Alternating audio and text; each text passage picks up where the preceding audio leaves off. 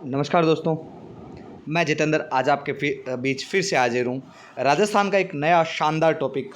इससे क्वेश्चन कई बार आते हैं और बहुत बार क्वेश्चन आए हैं और ये समझिए ये आज तक की अपनी सबसे बड़ी क्लास होगी। मतलब इसके कई पार्ट्स होंगे, मतलब 5-6 पार्ट्स हो सकते हैं। बाकी देखते हैं कैसी रहती है क्लासेस। बाकी ये है, इस क्लास को ध्यान से अच्छे से पढ़ें, इससे क्वेश्चन ज़रूर आते हैं। चलिए तो आज शुरू करते हैं हम इसी टॉपिक का। पहला क्वेश्चन, राजस्थान में पुरातात्विक सर्वेक्षण कार्य सन 1871 प्रारंभ करने का श्रेय किसको जाता है? चलिए पहला क्वेश्चन आपके सामने। ऑप्शन है ACL Carlyle, HD Sankalia, BB Lal या A कनिंघम। इसका सही आंसर बताइए। चलिए इसका सही आंसर कौन सा है मैं बताऊं आपको। इसका सही आंसर है AC क्लाइल। याद रखना, भारतीय पुरातात्विक सर्वेक्षण विभाग की स्थापना सन 1861 में हुई थी। ठीक है, और अलेक्जेंडर कनिंघम ने इसका नेतृत्व किया था। कनिंघम ने ठीक है, ज़रूर याद रखना ये क्वेश्चन। कनिंघम ने इसका नेतृत्व किया और इसका श्रेय किसको जाता है? तो वो जाता है ACL कार्लाइल। ऐसा क्यों? क्योंकि उन्होंने क्या किया, दौसा क्षेत्र में, दौसा जयपुर के आसपास वाला क्षेत्र में, दौसा क्षेत्र में कठोर पाषाण के और मानव अस्थियों की प्राप्ति की सूचना दी थी। ठीक है, ये ज़रूर याद रखना। और इसका पुनर्गठन, भारतीय पुरातात्विक सर्वेक्षण का पुनर्गठन कब हुआ था? तो ये भी याद रखना, 1902। और इसका श्रेय किसको जाता है, इसका पुनर्गठन का श्रेय किसको जाता है? तो वह जाता है जॉन मार्शल को। तो ये क्वेश्चन आपके लिए वेरी मोस्ट इम्पोर्टेंट क्वेश्चन है और ये क्वेश्चन आया हुआ है LSA 2016 के एग्ज़ाम में आया था। ठीक है, तो ये याद रखना। चलिए आगे बात करते हैं। नेक्स्ट क्वेश्चन क्या है? कालीबंगा उत्तरी राजस्थान के हनुमानगढ़ में किस नदी के किनारे स्थित है? इसका सही आंसर बताइए। तो इसका सही आंसर है घग्गर नदी। इसी घग्गर नदी को हम क्या बोलते हैं? इसी घग्गर नदी को बोला जाता है प्राचीन सरस्वती नदी, नट नदी, वाहिंद नदी के नामों से जाना जाता है। ठीक है, याद रखना ये चीज़। वर्तमान में इसे घग्गर के नाम से जाना जाता है। द्वेषवती, वाहिंद नदी, कई नामों से जाना जाता है। चलिए, कालीबंगा का शाब्दिक अर्थ क्या होता है? काले रंग की चूड़ियाँ।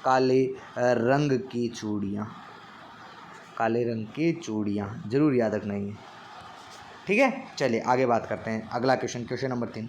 सिंधु घाटी सभ्यता से अलग एक हड़प्पा उत्खननकर्ताओं ने निम्नलिखित में से किसका वर्णन किया है? तो इसका सही आंसर है कालीबंगा। किसका है? कालीबंगा। याद रह जाएगा। चलिए आगे बात करते हैं।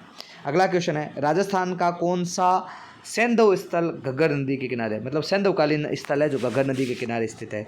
बताइए इसका सही आंसर कौन सा होगा। ऑप्शन है गिलुंड, आहड़, पीलीबंगा या कालीबंगा। तो इसका सही आंसर है कालीबंगा। याद रखना, सैंधवकालीन, सिंधु घाटी सभ्यता से समानता रखने के कारण इसे सैंधवकालीन सभ्यता भी कहा जाता है। ठीक है, उसके समान होने के कारण और उस टाइम पीरियड की होने के कारण भी कहा जाता है।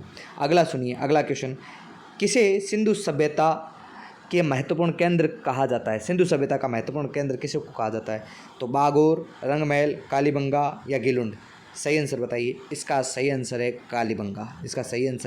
कालीबंगा। ठीक है, याद रखना, ज़रूर याद रखना। देखो, काली कहो चाहे पीली कहो, पीली कहो, है तो क्या है, तो दोनों ही रंग क्या है? रंग।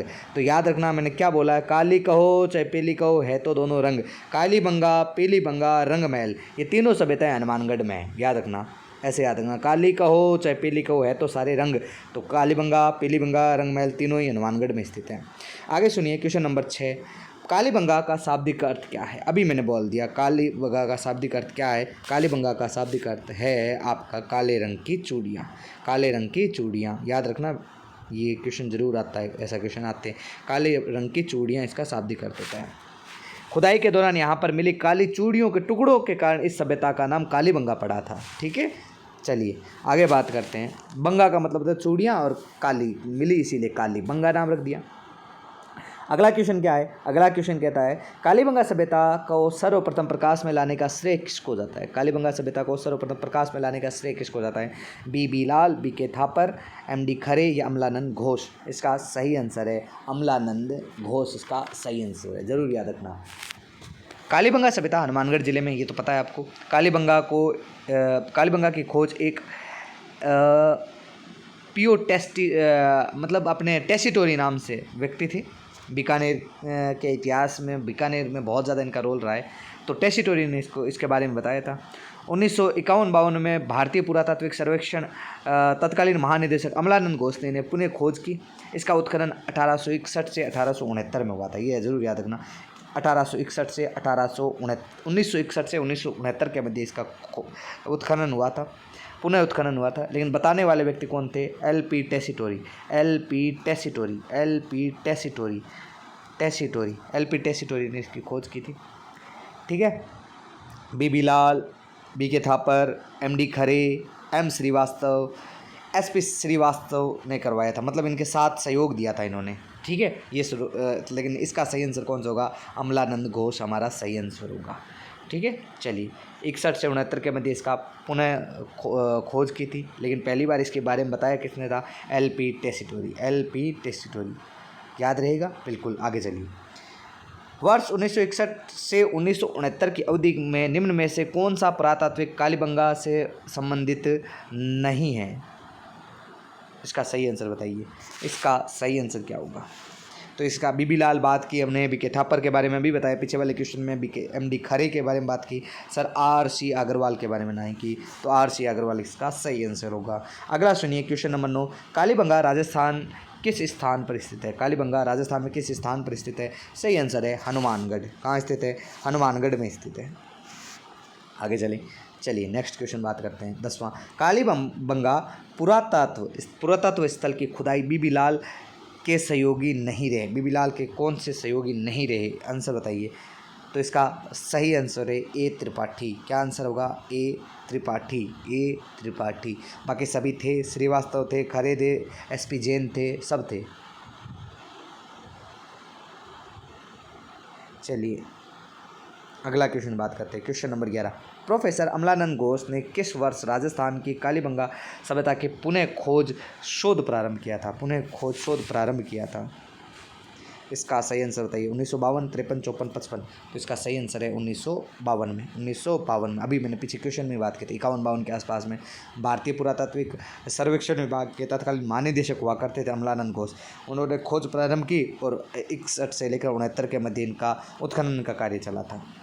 और इसमें सहयोग किसने किया था? BB लाल, BK थापर, MD खरे, श्री KM श्रीवास्तव, बाद में SP जैन, ऐसे लोगों ने इसका सहयोग किया था। अगला क्वेश्चन है, राजस्थान में 1952 में अमलानंद घोष ने किस सभ्यता की खोज की थी? तो इसका सही आंसर है कालीबंगा। क्या आंसर है? कालीबंगा।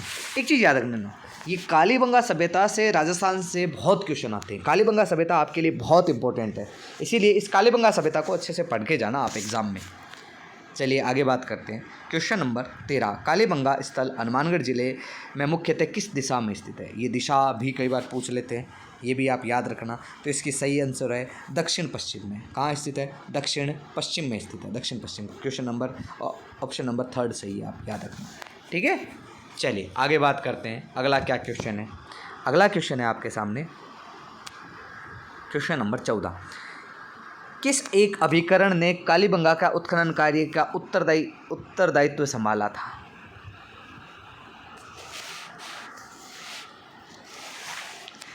ऑप्शन है राजस्थान पुरातत्व संग्रहालय विभाग जयपुर, भारतीय पुरातत्व सर्वेक्षण नई दिल्ली, डेक्कन कॉलेज पुणे या मेलबोर्न विश्वविद्यालय ऑस्ट्रेलिया।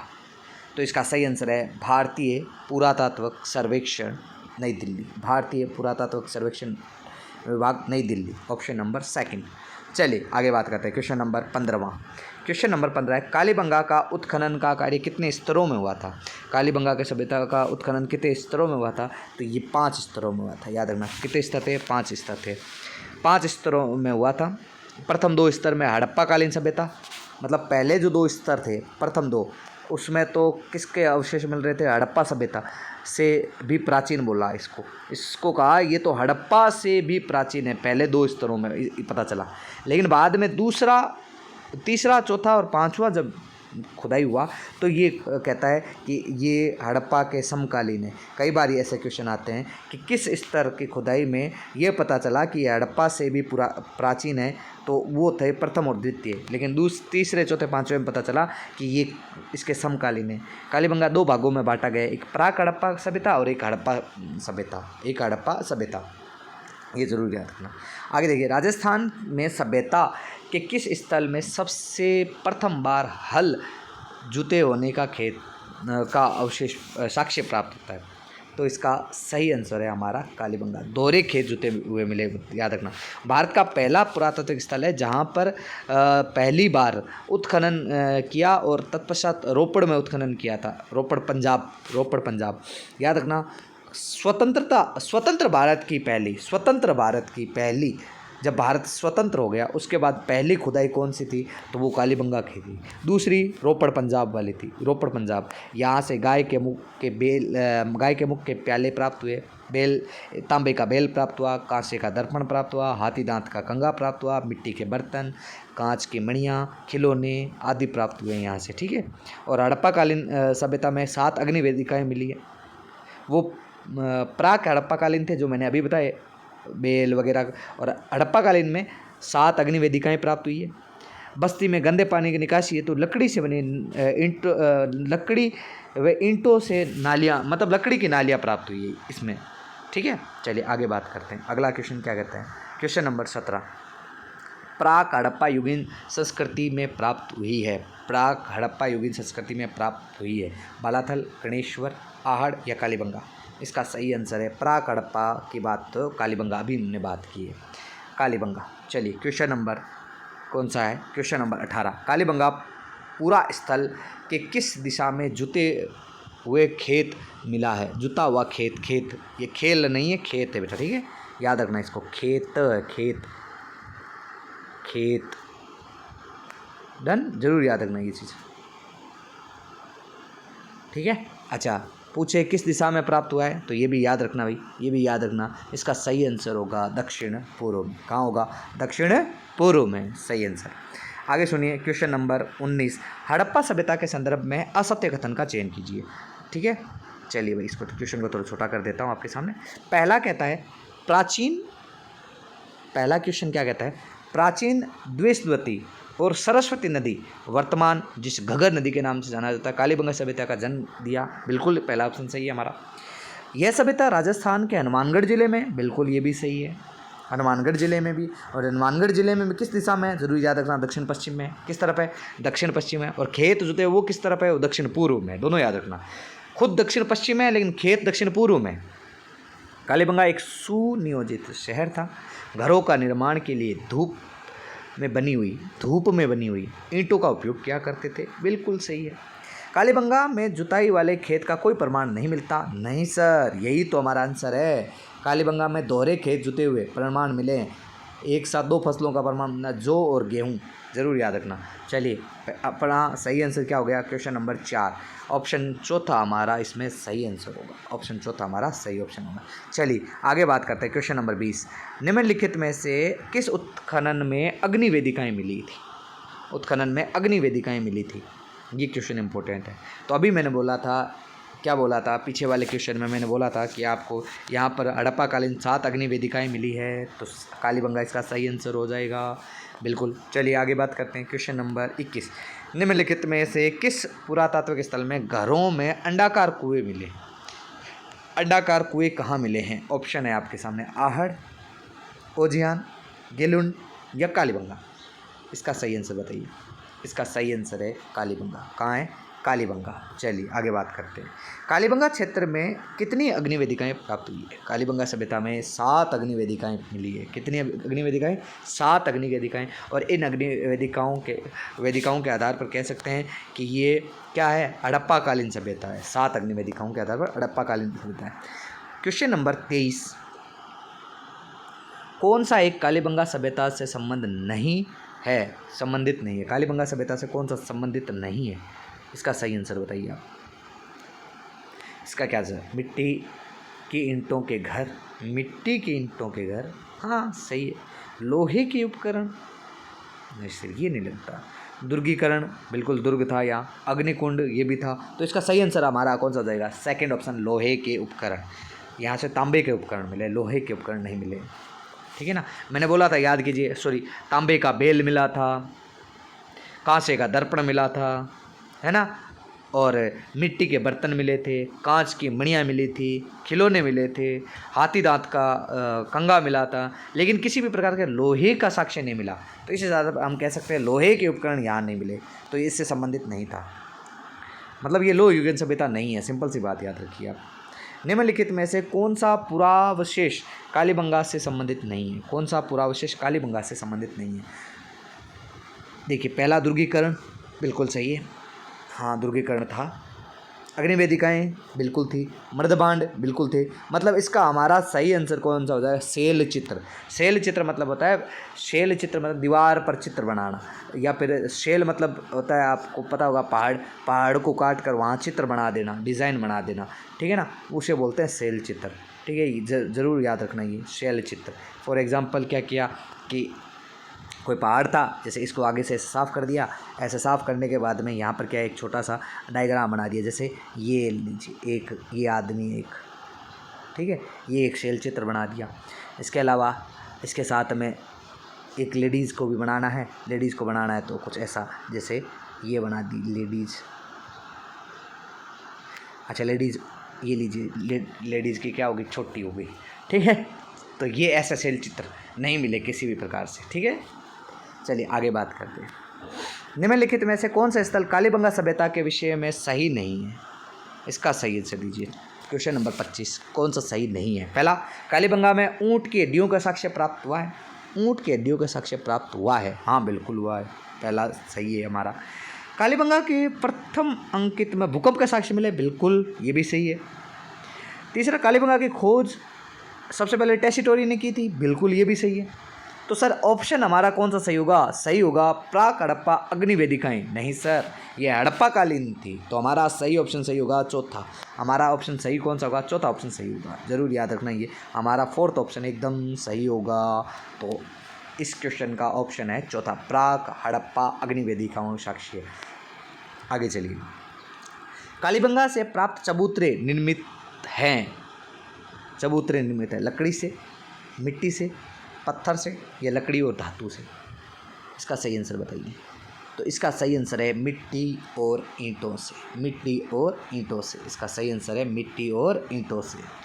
चलिए, कालीबंगा का एक फर्श पूर्व हड़प्पाकालीन का एकमात्र ऐसा उदाहरण है जो अलंकृत ईंटों से प्रयोग किया गया है। अलंकृत ईंटें बनाई गई है, मकानों में नालियाँ हैं, शौचालय है, भट्टियाँ की कुछ संरचना मिली है, पक्की ईंटों का प्रयोग होता था, कमरों के ऊपर की ओर छेद किए हुए किवाड़ व मुद्रा पर व्याघ्र का अंकन एकमात्र इसी स्थल पर पदार्थ, ठीक है। जो मैं बोल रहा हूँ उसको आप लिख लें अलग से साइड से। चलिए आगे बात करते हैं। दोहरी रक्षा प्राचीर के साक्ष्य राजस्थान में किस सभ्यता से प्राप्त होते हैं? तो इसका सही आंसर है होगा हमारा कालीबंगा। देखिए, हमने 27 क्वेश्चन कर लिए और कालीबंगा से क्वेश्चन आते हैं, बहुत क्वेश्चन आते हैं, ज़रूर याद रखना। हरियाणा में राखीगढ़ी और गुजरात का धोलावीरा के बाद राजस्थान में कालीबंगा देश का तीसरा सबसे बड़ा पुरातात्विक स्थल, ज़रूर याद रखना। एक तो हरियाणा का राखीगढ़ी, गुजरात का धोलावीरा, इनके बाद कालीबंगा तीसरा स्थान रखता है। कालीबंगा में 2 टीले विद्यमान हैं। पश्चिम में छोटे अपेक्षाकृत ऊंचे टीले, जिसे गढ़ी क्षेत्र दुर्ग कहा गया, ठीक है, याद रखना। दुर्ग क्षेत्र में द्विभागीकरण किसी अन्य सिंधु स्थल पर नहीं प्राप्त हुआ है। एक रक्षा प्राचीर है, अंदर बाहर दोनों ओर मिट्टी का लेप किया गया है, ठीक है। तो ये चीज़ें इंपॉर्टेंट है आपके लिए, वेरी मोस्ट इंपॉर्टेंट है, ऐसे क्वेश्चन आपको पता होने चाहिए। चलिए अगला क्वेश्चन क्या कहता है, 28वां क्वेश्चन। किस सभ्यता में अच्छी विकसित प्राचीर युक्त किलेबंद के अवशेष मिले, किलेबंदी का अवशेष मिला है, बंदी का अवशेष मिला है। तो इसका अभी मैंने बात की थी, ऑप्शन नंबर 3 एकदम सही है। चलिए क्वेश्चन नंबर 29, कालीबंगा में निम्न में से किस फसल के अवशेष प्राप्त हुए हैं? कालीबंगा से किस फसल का अवशेष प्राप्त हुआ है? जौ, सोयाबीन, रागी, चावल। इसका सही आंसर है, हमने पहले भी बात की है, गेहूँ और जौ का साक्ष्य प्राप्त हुआ है। कालीबंगा सभ्यता के लोग गेहूँ और जौ का प्रयोग करते थे। चना, बाजरा और सरसों के भी साक्ष्य मिले हैं। यहाँ कांसे के दर्पण, हाथी दांत का कंगा, सोने व मूंगे व सीपों के आभूषण भी मिले हैं। ठीक है, जरूर याद रखना, ये चीज़ें आपके काम की है। चना, बाजरा और सरसों का भी साक्ष्य यहाँ से प्राप्त हुआ है। अगला चलिए, किसके साक्ष्य कालीबंगा के पूरा स्थल के उत्खनन से प्राप्त नहीं हुए? तो गेहूँ, बाजरा, चावल, हाथीदांत कंगी। सर यहाँ चावल नहीं मिले हमें, क्या नहीं मिला? चावल नहीं मिला, ज़रूर याद रखना, इसका ऑप्शन सही है चावल। हमने पीछे वाले क्वेश्चन में आपको बोला ही था क्या क्या प्राप्त हुआ है। गेहूँ मिली है, जौ मिली है, चना मिला, बाजरा मिला, सरसों मिला है, लेकिन चावल नहीं मिला। ठीक है, चलिए आगे बात करते हैं। Next question, question number 31, Rajasthan के किस स्थल से प्राप्त मृद भांड में लाल धरातल और काले रंग के सुंदर ज्यामिति डिजाइन से सजाया गया है? सुंदर ज्यामिति डिजाइन से सजाया गया है। इसका सही आंसर क्या होगा? इसका सही आंसर होगा कालीबंगा। क्या होगा? कालीबंगा। आगे चलिए आगे देखिए, कालीबंगा से हड़प्पा पूर्व की सभ्यता से मिलते जुलते अवशेष पाकिस्तान के किस स्थान से मिलते हैं? सूतकांगीडोर, लाहौर, कोट दीजी या मोंटगोमरी। इसका सही आंसर है कोट दीजी ने, ये कोट दीजी या कोट डिगी भी कहते हैं इसको। पाकिस्तान में सिंध प्रांत में सिंधु नदी के तट पर स्थित इस स्थल में अग्नि में 2 बार नष्ट होने के साक्ष्य प्राप्त हुए, मतलब अग्नि में नष्ट होने की। ये यहाँ प्राक हड़प्पा कालीन संस्कृति के भी अवशेष प्राप्त होते हैं, याद रखना। ये सिंधु नदी के किनारे स्थित है, कोट डिगी भी कहते हैं, और वैसे कोट दीजी के नाम से जाना जाता है। अगला सुनिए, कोट डिगी सभ्यता का संबंध रहा है। लीजिए आप वापस क्वेश्चन आ ही गया वैसा ही। तो इसका सही आंसर क्या होगा? इसका सही आंसर है कोट डिगी का सही आंसर है हड़प्पा पूर्व की सभ्यता। हड़प्पा पूर्व की सभ्यता, चीन की सभ्यता नहीं है, हमने अभी बात की है। 34 नंबर क्वेश्चन, किसने कालीबंगा को सिंधु घाटी साम्राज्य की तीसरी राजधानी कहा है? तो इसका सही आंसर है हमारे शर्मा जी, बोले तो दशरथ शर्मा। इतिहासकार दशरथ शर्मा ने कालीबंगा को सिंधु घाटी साम्राज्य की तीसरी राजधानी कहा है। कालीबंगा की सभ्यता किस सभ्यता से संबंधित है? ऑप्शन है मिस्र, सिंधु, वैदिक या मेसोपोटामिया। इसका सही आंसर है हमारा सिंधु घाटी सभ्यता। चलिए आगे बात करते हैं। आहड़ का प्राचीन नाम क्या है? आहड़ का प्राचीन नाम अघाटपुर, अघाट दुर्ग और धूलकोट आदि नामों से जाना जाता है। तो ये क्वेश्चन आया हुआ है, एक एग्ज़ाम में आया था, लेकिन बाद में इसके दोनों ऑप्शन सही लगे उन्होंने, तो इस क्वेश्चन को बाद में हटा दिया गया था। पूरा प्राचीन नाम ताम्रवती भी हुआ करता था, आहड़ का प्राचीन नाम ताम्रवती भी था, ताम्रवती। इसी को अघाटपुर भी कहा गया, अघाटपुर भी कहा गया। इसे आघट दुर्ग भी कहा गया, आघट दुर्ग के नाम से भी जाना जाता है। इसे धूलकोट भी कहा गया, ठीक है। तो इतने नाम है इसके। अब देखिए इस ऑप्शन में देखिए ताम्रवती नगरी, हाँ सर ताम्रवती नगरी कहा गया इसे। अघातपुर भी कहा गया है, धूलकोट भी कहा गया है। तो इसके इतने थे, इसीलिए इस क्वेश्चन को बाद में हटा दिया गया। क्वेश्चन ये था निम्न में आहड़ सभ्यता का प्राचीन नाम नहीं है, ऐसा देना था, तो यहाँ बेराट सही होता हमारा, ठीक है। लेकिन ये क्वेश्चन आया हुआ है, इसलिए आपके काम का है। चलिए आगे बात करते हैं। किस सभ्यता को धूलकोट भी कहते हैं? किस सभ्यता को धूलकोट के नाम से भी जाना जाता है? ये क्वेश्चन हुआ। इसका सही आंसर है हमारा आहड़। कौन सा सही है? आहड़ सभ्यता। चलिए आगे बात करते हैं। क्वेश्चन नंबर 38, आहड़ की खुदाई के बाद 4000 साल पुरानी ताम्र पाषाण युगीन संस्कृति की खोज की गई, जिसे डैश नामक एक टीले के नीचे दबा दिया गया था। इसका आंसर है कौन सा होगा? इसका आंसर रामस्तूप, धूलकोट, पानीगटीला या अहरवाल। अभी हमने बात की धूलकोट, क्या नाम आएगा? धूलकोट सही आंसर होगा इसका, धूलकोट। आगे चलते हैं, क्वेश्चन नंबर 39। आहड़ सभ्यता किस अन्य नाम से जानी जाती है? आहड़पुर, अघाटपुर, आदमपुर, अगजपुर। तो इसका सही आंसर कौन सा होगा? इसे क्या कहा जाता है? इसे कहा जाता है आपका अघाटपुर, अघाटपुर। आगे चलिए, अगला क्वेश्चन क्या कहता है? निम्नलिखित में से ताम्रवती नगरी के नाम से जाना जाता है। ताम्रवती नगरी के नाम से किसे जाना जाता है? तो वो है आहड़। कौन सी है? आहड़। याद रखना, यहाँ पर ताम्र उपकरण, बर्तन, काले व लाल रंग के मृद भांड प्राप्त हुए। तांबे के उपकरणों की प्रचुरता के कारण प्राचीन काल में इसे ताम्र नगरी कहा गया। प्राचीन काल में ताम्र नगरी कहा गया। आहड़ में विशिष्ट आकृति के बर्तन को ब्लैक एंड रेड वेयर कहा जाता है। Black and red ware, ware कहा जाता है। आहड़ के लोग अपने मृतकों को गहनों व आभूषणों के साथ अपनाते थे, जो इनके मृत्यु के बाद भी जीवन की अवधारणा का समर्थन होने का प्रमाण है। ठीक है, चलिए आगे बात करते हैं।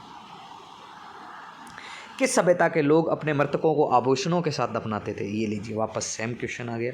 तो इसका सही आंसर है आहड़। कौन सा सही है? आहड़ सही होगा। चलिए आगे बात करते हैं। आहड़ सभ्यता का उत्खनन 1953 में सर्वप्रथम किसके निर्देशन में हुआ? आहड़ सभ्यता का उत्खनन पहले ग्रेगरी पॉसेल, उसके बाद में रतन चंद्र अग्रवाल, अमलानंद घोष या अक्षय कीर्ति व्यास। इसका सही आंसर है अक्षय कीर्ति व्यास। अक्षय कीर्ति व्यास, देख लीजिए क्या है इसके बारे में थोड़ा चीज़ बता दें। 1953 में अक्षय कीर्ति व्यास और रतन चंद्र अग्रवाल ने 1953 में अक्षय कीर्ति व्यास और 1954 में रतन चंद्र अग्रवाल ने 61 से 62 में हंसमुख धीरजलाल सांकलिया के नेतृत्व में इस स्थल को उत्खनन किया था। ये नाम बहुत इंपॉर्टेंट है आपके लिए। क्या? हंसमुख धीरजलाल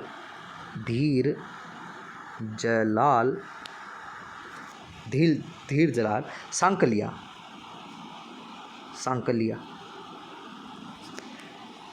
हंसमुख धीरजलाल सांकलिया के नेतृत्व में उत्खनन किया गया था। आहड़ के संपूर्ण कालक्रम 2 कालखंडों में बटा हुआ है। प्रथम कालखंड के आधार पर इसे कहा जाता है कि ये ताम्रयुगीन है, और दूसरे कालखंड में आधार पर ये कहा जाता है कि ये लोहयुगीन सभ्यता भी है। ठीक है, दोनों याद रखना ये। चलिए आगे बात करते हैं। निम्नलिखित में से कौन सा प्राचीन स्थल उत्खनन सुमेलित नहीं है? बेराट की दयाराम साहनी, आहड़ की SP Jain, Kalibangan A Ghosh, Bagor VN Mishra. सही आंसर बताइए इसका। तो इसका हमारा सही आंसर है आहड़ SP जैन, क्योंकि SP जैन का संबंध कालीबंगा से रहा है। ठीक है, इसीलिए SP जैन आहड़, ये सही नहीं है। आगे देखिए, आहड़ के उत्खनन कार्य किसके नेतृत्व में निष्पादित हुए? HD सांकलिया, VN मिश्र, VS वांकणकर, B लाल। इसका सही आंसर दीजिए। इसका सही आंसर है हमारा सांकलिया साहब, HD सांकलिया। फर्स्ट ऑप्शन सही है, HD सांकलिया। ठीक है, चलिए आगे बात करते हैं। आहड़ सभ्यता स्थित है। आहड़ कहाँ स्थित है? आहड़ सभ्यता कहाँ स्थित है? तो इसका सही आंसर है, नदी पूछा है, यमुना, बनास, चंबल या लूनी। तो इसका सही आंसर इस ऑप्शन के हिसाब से बनास होगा। कौन सा होगा? बनास। उदयपुर में बनास नदी बेसिन, देखिए वैसे देखा जाए तो उदयपुर में एक नदी आती है जिसका नाम है आयड़ नदी ऐसे आती है। आयड़ नदी आते समय यहाँ पर उदय सिंह के द्वारा एक झील बनाई गई, जिसका नाम कालांतर में उदय सागर झील पड़ा। इसी उदय सागर झील से निकलने के बाद ये नदी बेड़च के नाम से जानी गई, और ये जाकर मिल जाती है बनास में। ये जाकर किस में मिल जाती है? इधर से बनास नदी आती है, इसमें आकर मिल जाती है। इसीलिए अगर ऑप्शन में इस नदी से रिलेटेड क्वेश्चन आ जाए और पहले आपको आयड़ आ जाए ऑप्शन, तो पहले आप आयड़ करोगे। आयड़ ऑप्शन ना मिले तो फिर बेड़च करें, और बेड़च भी ना मिले तो आप बनास जाइए, तब आप बनास जाए। और ये बनास जहाँ जाती है वो चंबल में मिल जाती है जाकर। तो अगर तीनों ही नहीं है तब आप चंबल पहुँचे, तब आप चंबल करें। तो अब ऑप्शन में देखिए सर आयड नहीं है, पहली बात आयड नहीं है, तो आयड नहीं है तो आयड को छोड़ दो। सर बेड़च भी नहीं है, ओके, बनास है और चंबल भी है, दोनों में कौन से करोगे? तो सबसे पहले बनास पे जाना है, तो इसका सही आंसर कौन सा होगा? बनास होगा। ठीक है, चलिए आगे बात करते हैं। पूरा स्थल आहड़ से प्राप्त प्राचीन अवशेष संबंधित है कांस्य युगीन, लोह युगीन, ताम्र पाषाण युगीन या पूरा पाषाण युगीन? इसका आंसर दीजिए आप। इसका सही आंसर क्या होगा? इसका सही आंसर है ताम्र पाषाण युग से। किससे संबंधित है? ताम्र पाषाण युग से, ताम्र पाषाण युग से। ठीक है, चलिए आगे बात करते हैं। राजस्थान की कौन सी सभ्यता बनास, बेड़च, गंभीरी व कोठारी नदी के तटों और घाटियों में फैली हुई है? इसका सही आंसर दीजिए 47। तो इसका सही आंसर है आहड़। देखो हमने बात की बनास नदी, बेड़च नदी, गंभीरी नदी इसी की सहायक है, उसके कोठारी नदी के संगम पर, मतलब इन तीनों के बीच में फैली हुई है कौन सी? आहड़ सभ्यता। इसका सही आंसर होगा हमारा आहड़ सभ्यता। ठीक है, आहड़ सभ्यता हमारा सही है। निम्नलिखित में से जिलों में से किस जिले में आहड़ सभ्यता के अवशेष मिले हैं?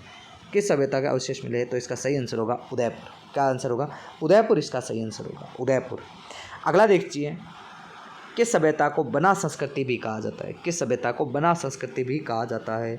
बनास की संस्कृति, तो ये आहड़ को कहा जाता है। किसको कहा जाता है? आहड़ को कहा जाता है। आहड़ हमारा सही होगा। अगला नेक्स्ट क्वेश्चन, क्वेश्चन नंबर 50। 4000 वर्ष पुरानी सभ्यता के पुरातात्विक अवशेष उदयपुर के समीप एक गांव में पाए गए, वह है? तो इसका सही आंसर क्या होगा? इसका सही आंसर होगा आहड़। क्या होगा? आहड़। यह सभ्यता आज से लगभग 4000 वर्ष पुरानी है। डॉक्टर गोपीनाथ शर्मा ने आहड़ सभ्यता के समृद्ध काल को 1900 ईसा पूर्व से 1200 ईसा पूर्व का माना है। ठीक है, जरूर याद रखना ही। इसे बनासियन संस्कृति के नाम से भी जाना जाता है, बनास संस्कृति के नाम से भी।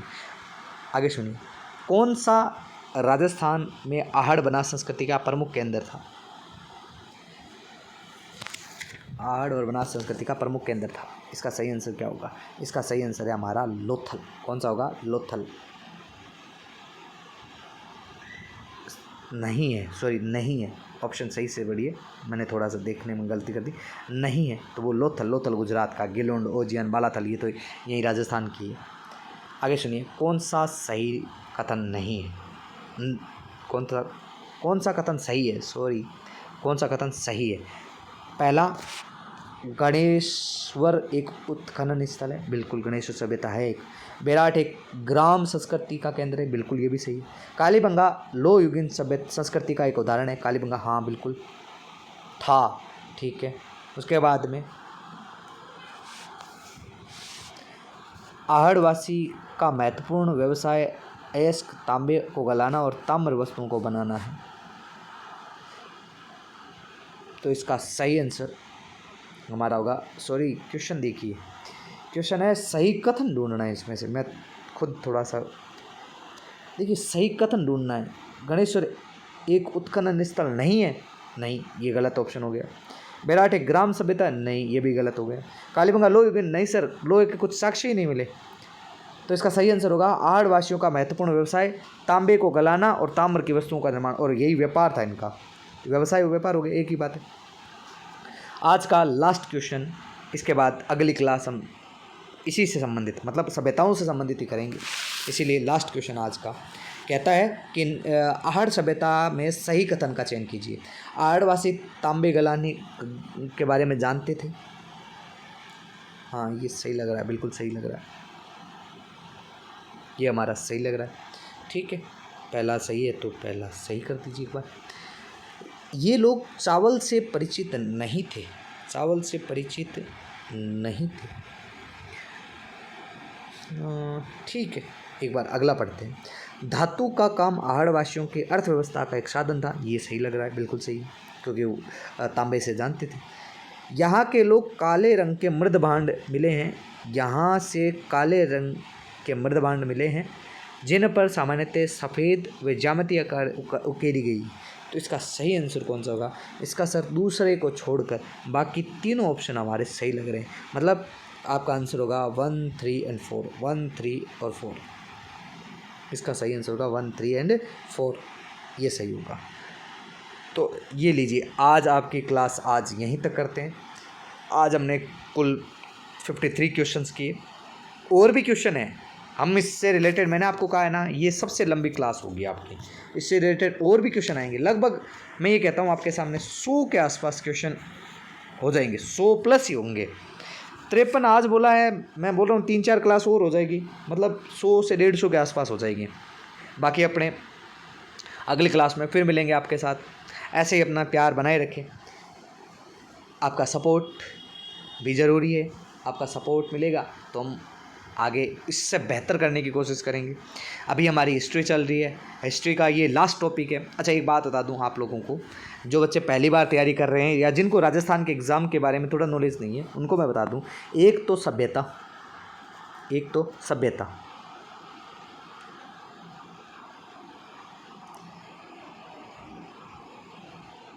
तो आपकी सभ्यता,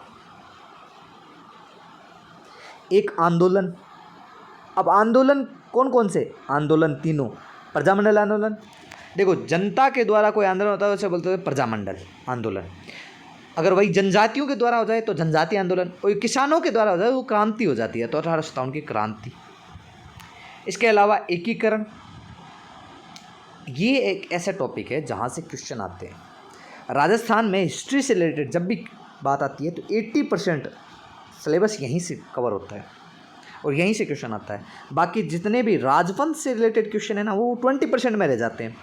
और 20% में भी राजवंश में एक तो आमेर के अलावा मेवाड़, ये 2 राजवंश है जिनसे क्वेश्चन सबसे ज़्यादा पूछे जाते हैं। तो आप लोग जितने भी बच्चे तैयारी कर रहे हैं वो इन टॉपिकों को, मैंने जो अभी बोला, इन टॉपिकों को अच्छे से पढ़े। 80% जब ये कवर करता है तो आपके लिए सबसे इम्पोर्टेंट होना चाहिए ये राजवंश पढ़ें, लेकिन बस हाँ ठीक है, आराम से पढ़ें। मेवाड़ में 3-4 है, कुंभा है, सांगा है, महाराणा प्रताप है, यहीं से क्वेश्चन पूछे जाते हैं। कुंभा के स्थापत्य कला से बारे में क्वेश्चन पूछा जाता है। आमेर में मिर्जा जय सिंह के बाद में जितने भी हुए 2-4, मिर्जा जय सिंह, मान सिंह तक, और उनके वो सैनिक अभियान अकबर के समय, वो इम्पोर्टेंट क्वेश्चन वहाँ से पूछे जाते हैं। तो आपको हिस्ट्री में ये टॉपिक अच्छे से पढ़ने हैं, मैं करवाऊँगा सारी, टेंशन ना लीजिए। जब शुरू कर दिया तो ख़त्म भी हम ही करेंगे, ठीक है। तो इसीलिए आप जितना हो सके इन टॉपिकों को अच्छे से पढ़ें। आप यूं ही अपना प्यार बनाए रखें। आने वाले समय में हम राजवंश से रिलेटेड क्वेश्चन लेके आएंगे। ये सभ्यता लास्ट टॉपिक है जो 80% में आता है, बाकी राजवंश से अगला हम पढ़ेंगे। बाकी लाइक शेयर करते रहें। मिलेंगे आपके साथ अगली क्लास में फिर से। जय हिंद, जय भारत।